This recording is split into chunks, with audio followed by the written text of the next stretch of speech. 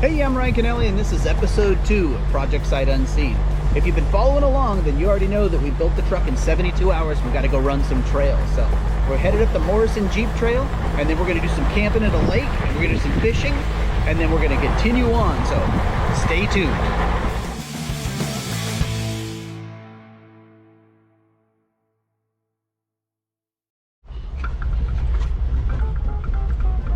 When you don't have any power steering, you got to be really careful with the steering wheel because it'll rip your thumbs right off. So I just kind of stay away from it. See that? It's trying.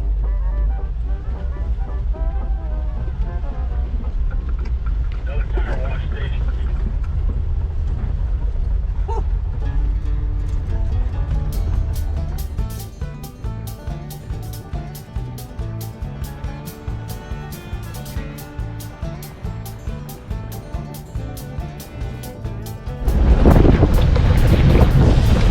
So I was doing some homework when I first got this truck, and the flange to flange, the axles are only 55 inches wide, which is like only slightly wider than probably a CJ5 from the 70s. But that's right in there with side-by-side, so I'm noticing that for the side-by-sides that cut a good groove, I just fit right in there perfect.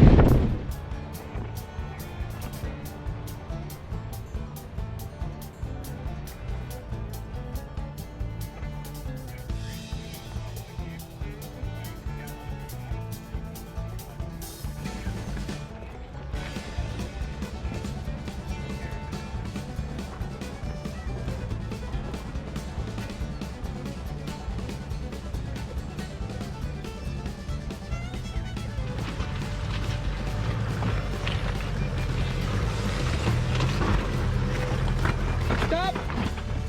Back up and reset just a little bit. You're good. Plenty of room.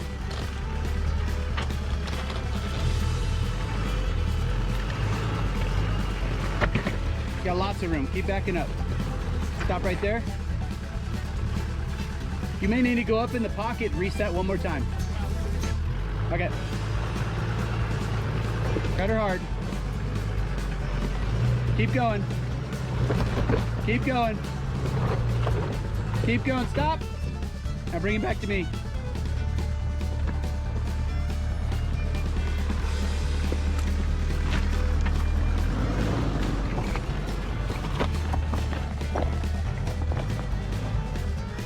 Okay, straighten out. Right there. Bring it nice slope. Yep, you got it. Follow through, Bob. Follow through. Keep going. Let the clutch out and go. Come to me.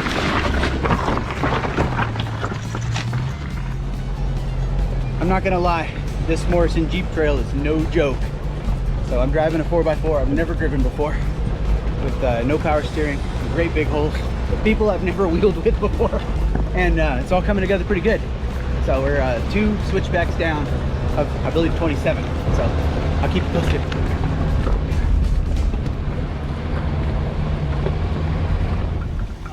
Give it just a little bump. There you go, there you go. Now, here you go. Now come drive. Nope, you're not going to make that turn. Yeah, you got a full reset now. It is there. That's what you're going to do with that license.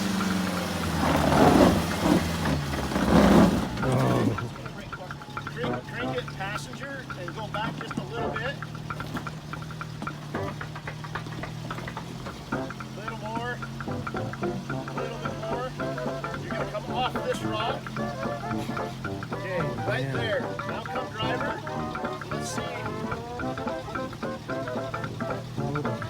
And you've got it right there. As long as you don't pitch this way, like your front tires.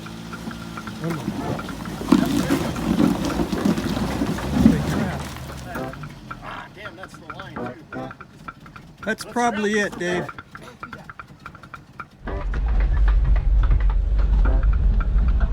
Well, you're not going to believe it, but we made it to the top of the Morrison switchbacks, which is the hardest part.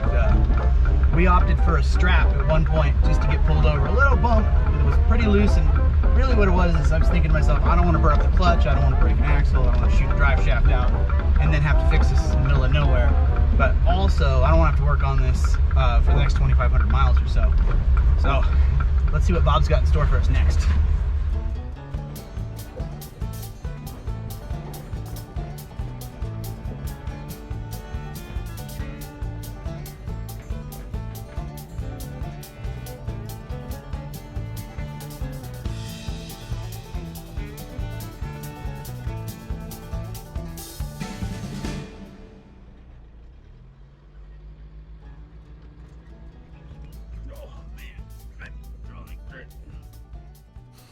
That large grove of trees came at the perfect point, as I was getting a little hungry and I needed to get out of the truck and stretch my legs.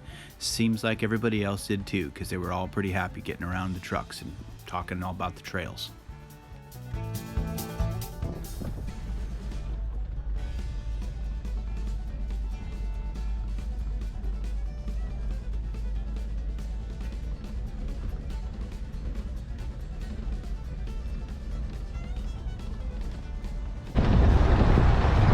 So I made a little stop for lunch.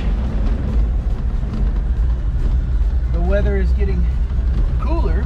We're coming up in altitude, and so we started off about 4,200 feet and we quickly got up to like 67 in what I seemed like was no time. So, hard. Well, it's official. We made a build in 72 hours and then ran the Morrison Jeep Trail. And it's about 21 miles the full trip, and some of that place is brutal. There's not a whole lot of suspension left in that little Toyota, and that would be the first thing I do is swap out springs. They are awful. So we're gonna go hit camp.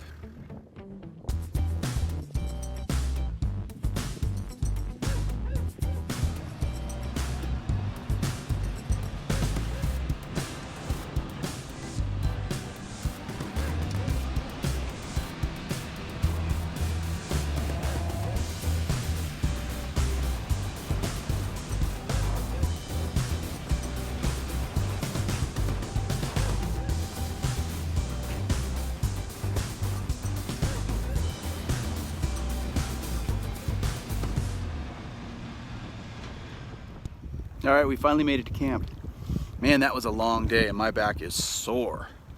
So one of the tricks I used was I stuffed all the pillows and jackets and everything behind the seat against the firewall so that the seat would then push against me, so that when you pushed in and out of the pedals, you weren't just mashing your way through the seat. And that helped it quite a bit, but whew, I'm glad to be to camp. All right, it's dinner time. We didn't catch any fish, but we brought shrimp, and look at that. It looks pretty good. And then Bob's got a trick with boiling rice I've never seen before, so we're gonna give this a whirl. We're gonna make a little medley here. Yummy, yummy. Once the sun went down, the fish really started biting, and then the competition was on. All right, Bob, what do you got there? We got a nice male brook trout. I don't know if you can see the colors on the belly, but the nice red belly denotes the males. This is typical of Fantan Lake. Of course, Ryan outfished me. But we're gonna skin these up, put them in the cooler, and then we're gonna have them for breakfast. Nice. And that's how you do it. By 6:30, I had all the breakfast stuff out, and I was frying up some eggs and sausage, but it looked like Bob had other ideas. So Bob, it looks like we're warming up a second breakfast, right? Second breakfast, man. So let's get in here and check this out. So these were yesterday's catch. We did pretty well, didn't we, Bob? Yep, you beat me as usual, 2-1. I don't believe that's true, but this is your hometown. So, all right. So how are you preparing these? We're just gonna pan fry them in a little bit of butter in a stamped steel skillet, one of my old stoves. Nice, nice. Yeah, it should be pretty tasty, nice and simple for And now. this is like straight up chuck wagon style with a carbon steel pan. It's not even a cast iron pan. Exactly. Yep. Very cool. Yeah. All right. Yeah, it should be pretty good. Cool. And go. All right. Let's grab these bad boys. And slide them right in.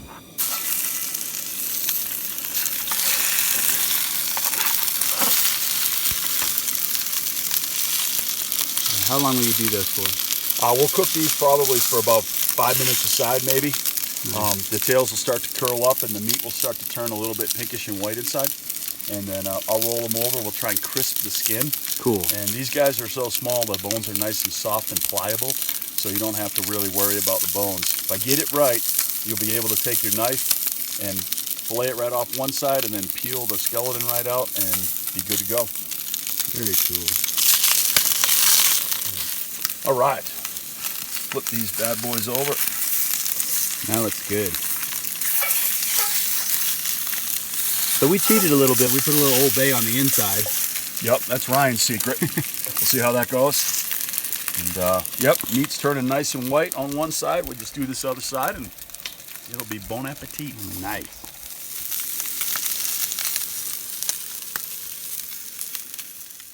We got so excited about eating that fish that we skinned it, and pretty much this is all that's left. It was really, really good.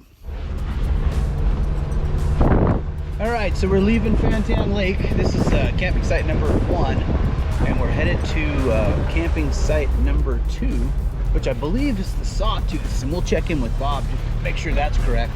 But he tells me that's one heck of a trail to get in there, and I'm gonna have to earn that one. Thanks, Bob.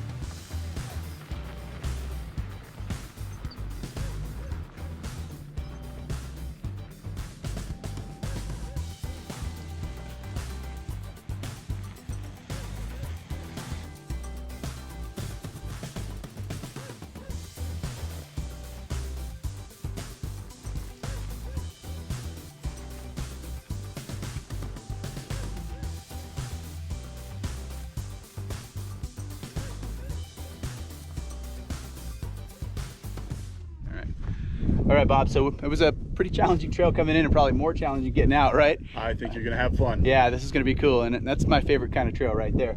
So we are at what lake? This is Sawtooth Lake in the Beartooth Wilderness. Cool. Yeah. Sits as evidenced by the road coming in, doesn't get a lot of traffic down here. Most people are either hikers or they come in on side-by-sides or four-wheelers. Only a few people are stupid enough to take road vehicles down here. All right, this lake. so let's spin, Bob. So we get everybody can see what the heck we're looking at. And here's the rest of the crew, and that's it, man. There's no pit toilets, there's no fences, there's no nothing. We are on our own. And you said Beartooth. What's that mean for bears? We definitely have to watch out. This is grizzly bear country. I have seen bear track along the shore of this lake, as well as a wolf pack. There is a wolf pack up here that's active. So quick on the rules: no exposed ice coolers where they can see it, no funny smells, no trash around. We got to pack it in, pack it out. Exactly. Camp cleanliness is absolutely a must. No cooking bacon in your tent.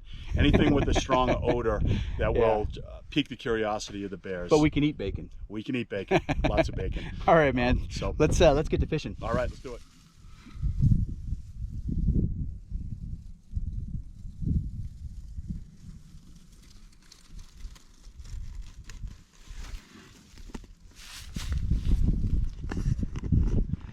So if that was a Jeep, that would have an inner axle seal, and that gear oil couldn't escape. But they have an outer hub on these, and it's actually a CV. So there's a sealing mechanism that goes on the end, and use two different kinds of grease, some for the hub, some for the CV, and then on the other side of that keeps the gear oil out of.